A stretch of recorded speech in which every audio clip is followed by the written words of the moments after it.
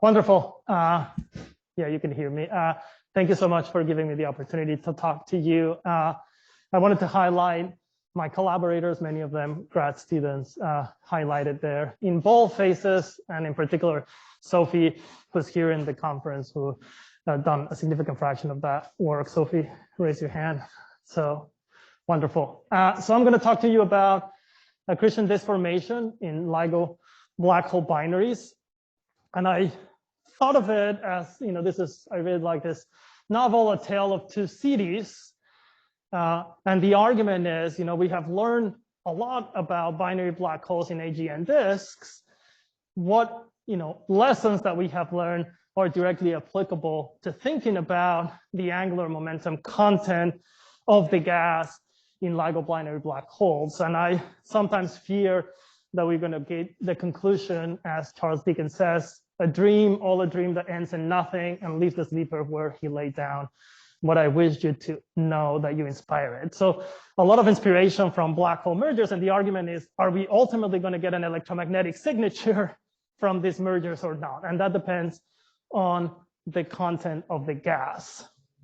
So the outline of my talk is I'll guide you through thinking about accretion disk formation during binary assembly, particularly, of course, in the field, as you go through potentially a common envelope evolution that helps you get to the gravitational wave regime. And ultimately, when the last black hole is made, if there's a significant amount of supernova fallback, you get accretion disk. And the question is, what's the persistency of that accretion disk by the time the binary merges? And then I'm going to guide you through some ideas about the environmental influence of gas on binaries. I'll review kind of the Bondi-Hoyle-Littleton accretion for a binary, and then we'll talk a little bit more about potentially more exciting avenue for electromagnetic signatures just because the density is significantly higher. And then I'm going to discuss how much of the ideas that we have had on supermassive binaries applies to these scenarios. Okay, so as you know, a potential avenue to making compact binaries in general, which of course was invoked with the realization that we had neutron star binaries at separations that they were going to merge within the Hubble time, is the idea of the common envelope as an incredible opportunity to actually get these two objects together. But of course, that very strongly depends on understanding the plunging, which in many cases here is dynamical plunging, and whether or not significant amount of energy sharing has taken into the envelope in order to eject the envelope. Now, if you think about it in the case of a black hole, if you are forming an accretion disk during descent spiral and rapid plunge, feedback could be incredibly strong and ultimately may disrupt the envelope, not allowing you to actually plunge in. So here, you know, I present the simulations by Morgan McLeod. The way that you can think about this wind tunnel calculations, something that is different when you're embedded is actually the density gradient across the accretion radius. There's a very, very steep density gradient, and what matters, as illustrated there, is the number of scale heights, density scale heights across the accretion radius. So the way that you can think about it here is that there is a significant amount of angular momentum in the gas as it comes towards the object, as you can see here. And this is for a scale height of 0.3, where you clearly see higher density, deeper inside the star, lower density. So just to give you a feeling of these flows, the material is coming in, and the standard sort of Bondi-Hoyle-Littleton accretion drastically breaks down because you're breaking the symmetry. The accretion rate as a result drastically decreases, but as you can see, you have significant amount of specific angular momentum, and the question is, can I form a disk effectively in these conditions? So a very important discussion that we've been having is, you know, the importance of 2D versus 3D calculations. And another important thing in 3D is that the compressibility of the material drastically aid the ability for the material to settle into a disk.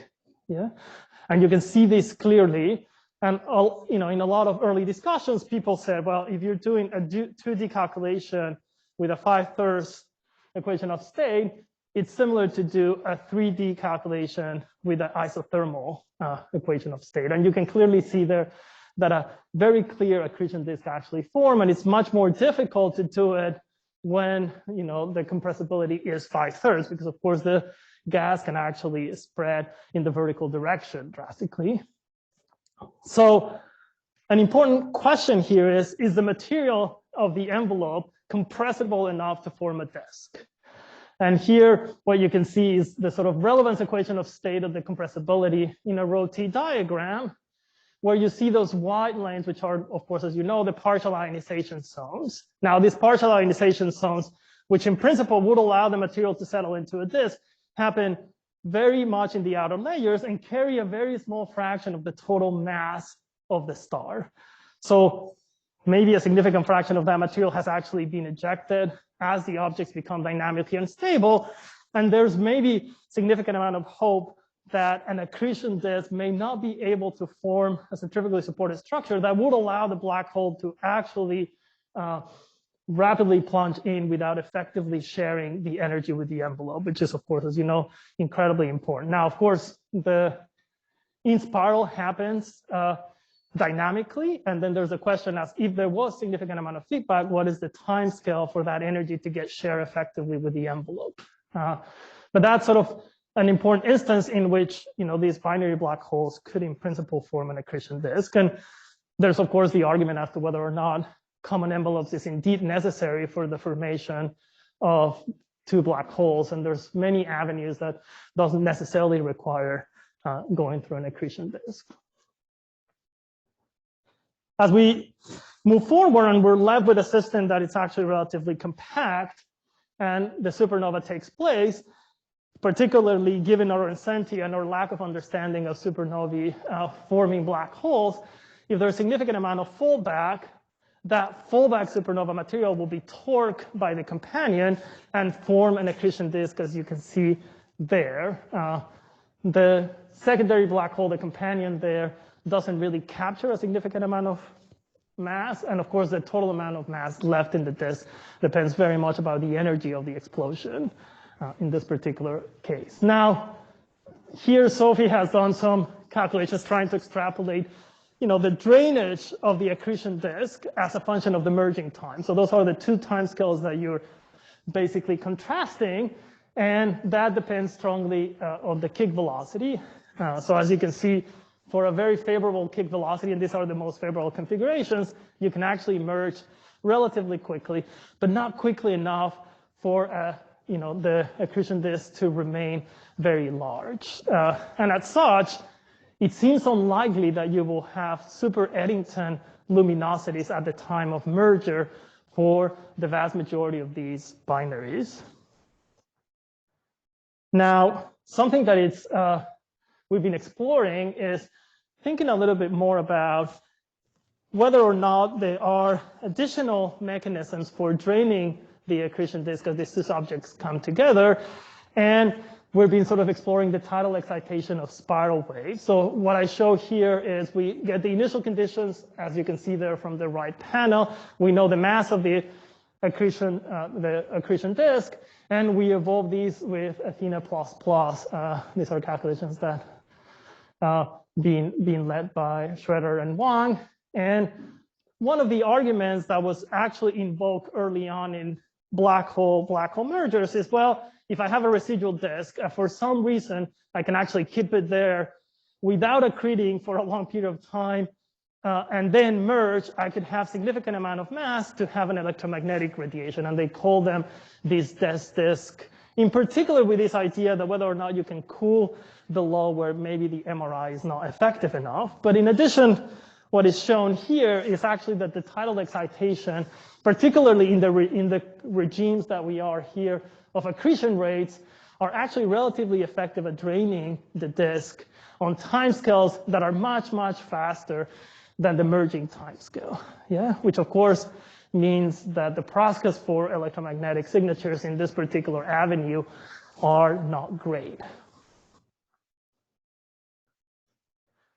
So let me guide you a little bit thinking about, well, if we really cannot have if we cannot inherit a disk that we can carry all the way forward until the merger, how does the environment ultimately can lead to basically the ability of gas around the binary? So here I show some calculation from Andrea Antoni, where basically it's done the Bondi-Hoyle-Littleton problem, but for a binary system. So here you have, of course, the accretion radius and the binary separation, and of course the total mass of the binary as important components. The characteristic lengths are basically the accretion radius and the separation of the binary. In most astrophysical cases, you are in the case where the accretion radius is actually significantly larger than the binary separation. That's kind of the standard case. And it's only on these very widely separated binaries, like a fraction of a parsec, in which you actually have two individual bowshocks that are basically going around. So this is a nice problem to study to try to get an understanding of what happens to the binary. And in this particular case, there's basically the only angular momentum is the angular momentum content of the binary. The gas doesn't have angular momentum as it has in the case of a density gradient or in the case of an accretion disk if you're embedded. So here, as you can see, a significant fraction of angular momentum is transport in the spiral waves from the binary to the medium. And ultimately, that leads to the binary slowly coming together. Yeah. Now, something novel that was done here numerically is trying to understand how the separation of the binary affects the rate of inspiraling. These are simulations where basically you can see the ratio between the separation and the accretion radius when you get to things that are kind of widely separated and two bowshocks. Now, the very important result from this paper is that when you calculate analytically the rate of inspiral, particularly you do it for a constant density profile, you realize that as the binary gets closer and closer, you expect the time scale for merger to increase. And as a result, that would delay the driving of the drag as a function of time. However, when you do the numerical simulations, what you actually see is that a density cusp builds very close to the binary, which increases the density. And as these objects basically come together, the drag actually increases. And as a result, what we see there is the time-dependent evolution of the decay, which doesn't increase as a function of the separation, but in fact actually decreases slowly. And that's just because of the density cusp that you're building in the center. Now, you can use these simulations and these results to simply try to get a feeling of what sort of density scales are important such that gas drag can have a very important effect on the binary. And not surprising, you have to get, and I think here the colors are not very clear, but you have to get to the AGN regime to actually think that you're basically breaking what Stone and Metzger called the AU problem in this particular case, which is that gas drag starts being actually much more effective than gravitational waves at the scale of about an AU when the gas densities are comparable to the densities that you get in an AGN, which basically has propelled this idea that potentially this is an interesting environment to make these binaries. And of course, once you get to common envelope evolution densities, as you can see, the timescales are relatively fast, but of course, because you're plunging dynamically, and I'll show you some examples of this, the timescale is actually relatively short to alter the binary significance.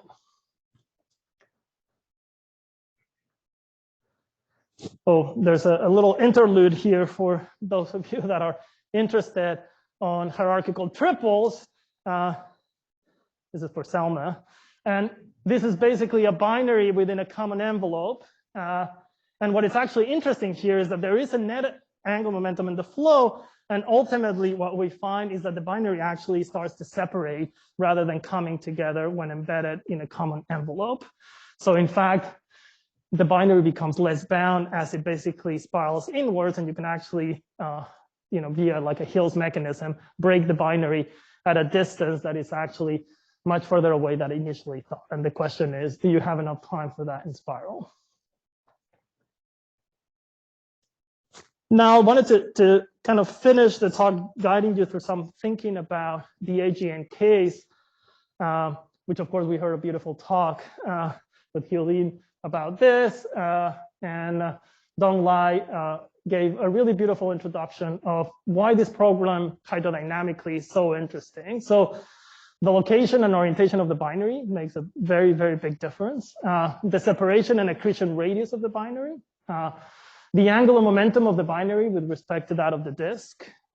Most of what we're going to show you here are basically pro-grade calculations. The scale height of the disk is important. There's the question of how well we understand AGN disk structures, particularly very, very close to the black hole. And the role of turbulent viscosity of the AGN disk is actually incredibly important. So if you actually think about the characteristic timescales of the eddies that carry the vast majority of the energy in an AGN disk, the overturn timescale is and scale of the eddy is actually comparable to the size of the binary. Yeah, so you're also creating a flow with significant vorticity and turbulence. The mass and accretion rate of the central black hole is of course important, particularly also the tidal effects on the black hole, which basically tells you how close you ultimately can get. And something that we haven't really discussed, and there was a strong discussion about the importance of radiation. Here, you're accreting at very, very highly super Eddington flows, 10 to the 4, 10 to the 5, sometimes orders of magnitude above the Eddington limit with respect to the, for a 10 to 50 solar mass binary. So kind of building on the talk before here, this is work led by Nick Cass, giving you a feeling of the characteristic scale, as it was said, depends really on the shearing at the characteristic scale, which is the Hill's radius, which depends very strongly on the position of the binary with respect to the disk, which we characterize here as the Mach number of the flow within the Hill radius. So if you're far away from the disk, the flow is very Bondi-like. The Mach number, the relative Mach number is actually relatively small. As you start getting inwards, you become more disk-like. There's a significant amount of specific angular momentum in the flow that allows you to actually form a centrifugally supported structure. But then if you get incredibly close to the AGN, then you're in the wind-dominated regime where the ramp pressure of the relative velocity is actually significantly stronger, and you have to be careful about ramp stripping in that particular case. So this is sort of the preliminary work that we have done. As it was pointed out, we're doing these wind tunnel simulations, so we are actually under-predicting the shearing by a factor of 2 or 3. But in general, I think what you're seeing here is that it's an incredibly interesting problem. The specific angular momentum, the standard circularization radius argument in this particular case really prevents you to have a circumbinary disk. So each of the individual black holes have a disk, but you don't really get an extended circumbinary disk, as is in the case, in this particular case. The 2D simulations, clearly see the formation of the disk. In the 3D simulations, we actually struggle to actually see the formation of a very, very kind of centrifugally supported disk, which was not the case here in these beautiful simulations of density, where they use actually an isothermal equation of state. So this is sort of the range of preliminary calculations that we have done. And as you can see, when these normalized Mach number increases, the ramp pressure is so strong that there's a significant amount of stripping around the binary just because the ramp pressure increases dramatically. These simulations basically capture this idea, which was said before, that as this normalized Mach number increases, the accretion rate actually significantly decreases compared to the Bondi solution, which is what we are seeing in these characteristic simulations. Having said that, we should basically keep in mind that the accretion rates are extremely super Eddington, and the role of radiation is incredibly important to understand under these conditions. So I just want to, in my 1 minute, have my postlude, which, for prospects for electromagnetic waves, I think there's there's an interesting analogy that was made early on as to whether or not we can think about LIGO binary black holes with a circumbinary disk that is actually highly extended. I will argue that's not the case. We don't see that in fact, Charles Dickens' all dreams, a dream and all a dream that ends in nothing, may be actually the characteristic ultimate outcomes of these binaries, particularly if they don't happen to be in a GN disk, just because the amount of gas available is actually not very large. And of course, the large contrast is, of course, this almost infinite amount of mass and angular momentum reservoir in the AGN case, which of course are coming from large radii. There's some hope that the role of triples may actually help, but it's also difficult to think that the mass transfer, if you have an inner black hole binary and an object ultimately mass transferring into it, that you can get significantly above the Eddington limit or not. So that's certainly going to be a challenge for electromagnetic radiation. And ultimately, I just want to kind of highlight what was said in the previous talk, that this problem is incredibly interesting, needs a lot of thinking. And I'm hoping that a lot of you having these tools can dive into this problem, because I think it's incredibly interesting. And something to highlight is that the ratio of the Eddington limit of the binary black hole and that of the AGN is huge. Yeah.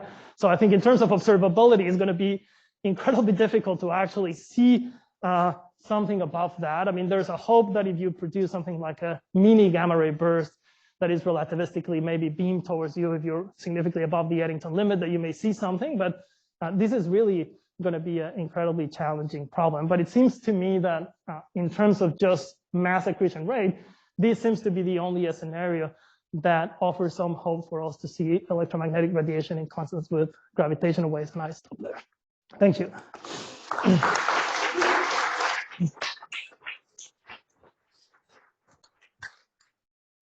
Okay, thank you very much. Now we have time for questions, and as always, preference goes to junior people. So we have one person. I guess I'm sort of half junior. It's really inspiring to me to have all the motivation to simulate these systems. My question is regarding circularization and forming of the circumbinary disk. I would expect that circularization would be highly sensitive to variations in incoming angular momentum, and so maybe you would underestimate it if you have a smooth flow. Have you tried injecting in your wind tunnel perturbations? Yeah, that's a very interesting question. So, there's this really beautiful paper by Mark Krumholz in the star formation context of when the standard Bondi, starts being quite, when turbulent stars are actually changing the flow. And the argument there is when the, overturn size scale of the eddies are comparable to the accretion radius, that's when basically turbulence plays a big role. And then as you go for smaller and smaller scales, it is important that ultimately you have that turbulent component. So I think that is an incredibly interesting. We have not done injecting a turbulent flow in addition to this. It also depends exactly where you are within the disk and things like H/R, which of course are incredibly uncertain in these cases. But yeah, I think that's going to play an important component, because the simple 10⁻² alpha tells you that for a significant fraction of the binaries, the overturn time scale of those eddies will be comparable to the size of the binary.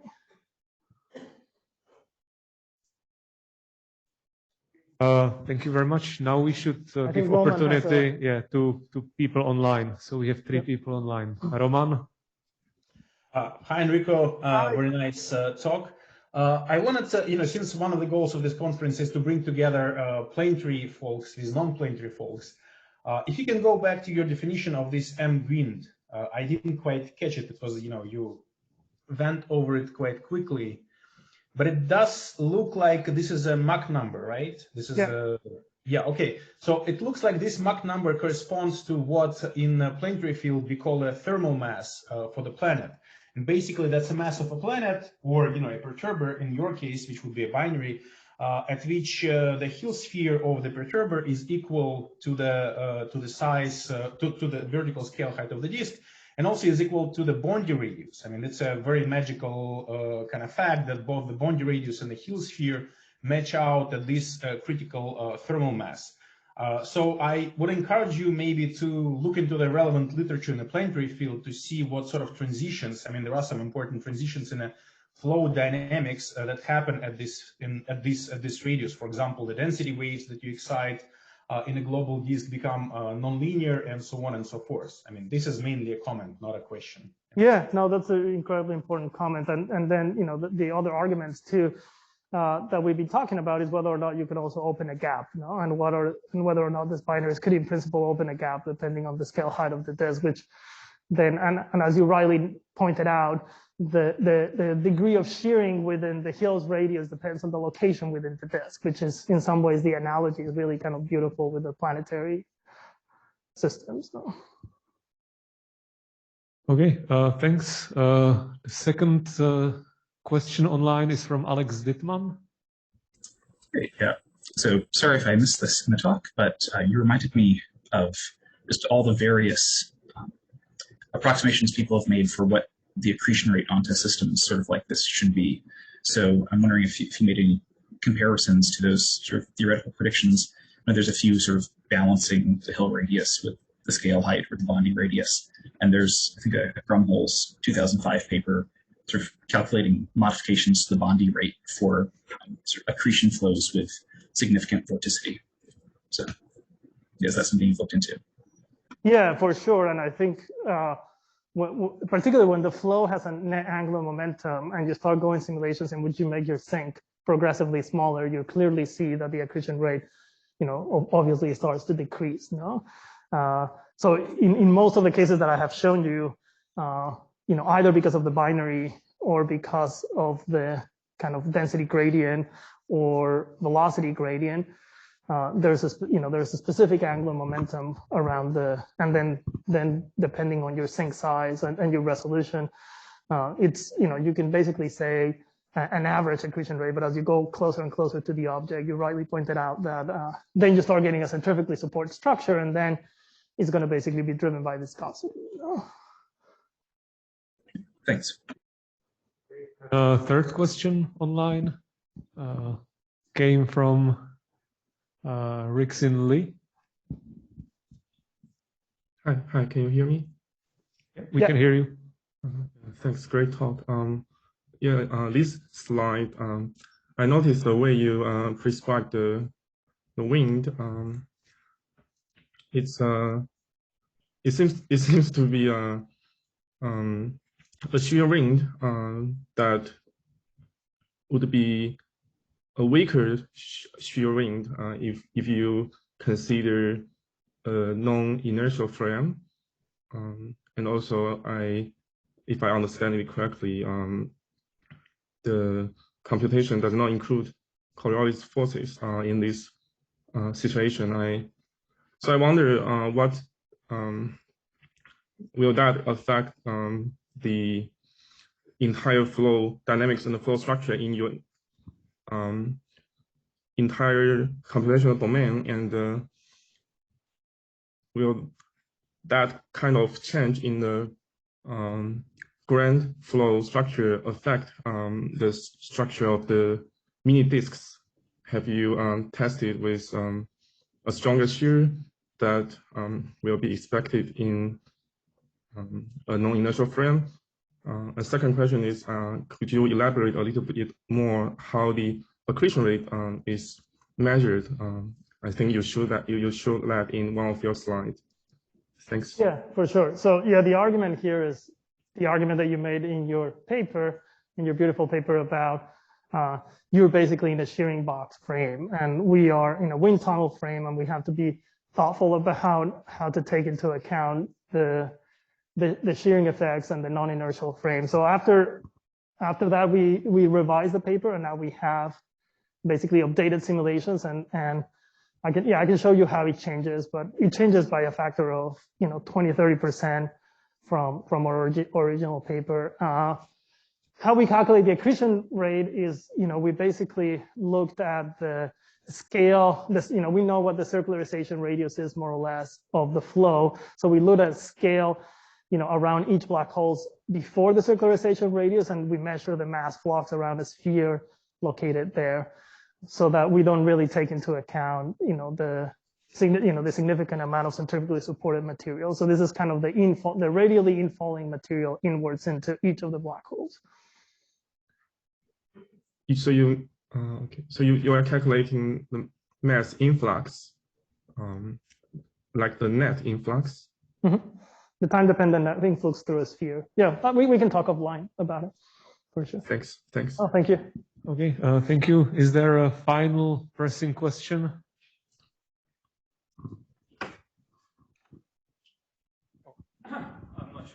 I'm not sure it's pressing, but well, beautiful set of results. One was you said a disk drains very rapidly. I think it was a single disk with a tidal perturbation making spiral arm. So how fast was that? Is there an effective alpha or something you can say? Yeah. And also Geoff Ryan is here. I wonder how it compares to what he found. Yeah, we were having that discussion. Sophie is there. Do you want to answer? You can get a microphone. Sorry. Does it work? Yes. So the timescale we have in there is just the orbital timescale. So we wanted to scale it to whatever binary we're looking at. So it's a scalable thing, but we see that it's like it's 200 orbital timescales that it takes roughly to deplete the entire disk for this specific setup. But we're playing around with figuring out what should the exact Mach number be of these disks, because that of course gives you different alpha effectives or basically different accretion parameters, and that can change that value. So that's like one of the things we're still investigating, and whatever input you have for us there to get the correct Mach number, we would be very interested to discuss. Yeah, it seems the scale height of the disk matters significantly for the amplitude of these waves to transfer angular momentum effectively. But yeah, we can talk more online. Thank you so much, everyone. Maybe one final thing. Yeah. Just I was going to mention this as well. This might be one area where 2D and 3D makes a big difference, because the accretion there is coming from the spiral shocks, and of course they'll depend on the vertical structure of the disk, for example. So you really should probably try these in 3 dimensions as well, with different vertical temperature profiles, because the wave propagation will be completely different. So. Okay. Thank you very much.